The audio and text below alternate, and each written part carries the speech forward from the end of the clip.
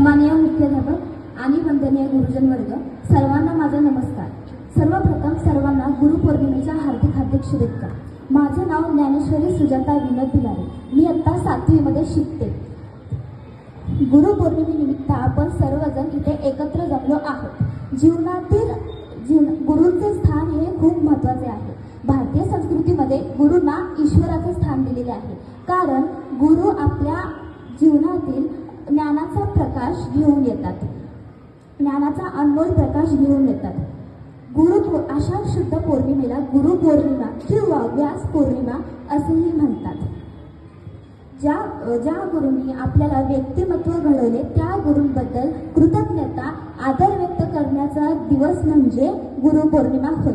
आपले पहिले गुरु म्हणजे ज्यांनी आपल्याला जन्म दिला, ज्यांनी आपल्याला हात धरून चालायला शिकवलं, ज्यांनी आपल्याला बोलायला शिकवलं, ज्यांनी आपल्यावर संस्कार केले ते म्हणजे आपले आई वडील.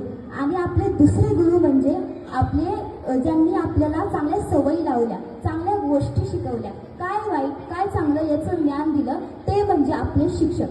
म्हणजे माझ्या टीचर सुहासी टीचर मला खूप आवडतात. त्या आम्हाला खूप चांगले संस्कार देतात, चांगल्या गोष्टी शिकवतात, चांगला अभ्यासही शिकवतात. म्हणून मला त्या खूप आवडतात. आपण आई वडीलच नाही, शिक्षकच नाही तर त्या माणसाचा सुद्धा आपण आदर आणि सन्मान केला पाहिजे, जी माणसं आपल्या जीवनात आपल्याला चांगल्या गोष्टी चांगल्या सवयी लावतात, चांगल्या घडवतात. आई वडील पंख देतात आणि त्या पंखात भरारी मारण्याचे बळ गुरुजन देतात. अज्ञानाच्या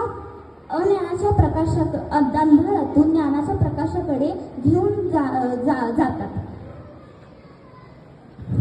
जातात. गुरु आपल्या शिष्याला चांगला दिशा दाखवतात.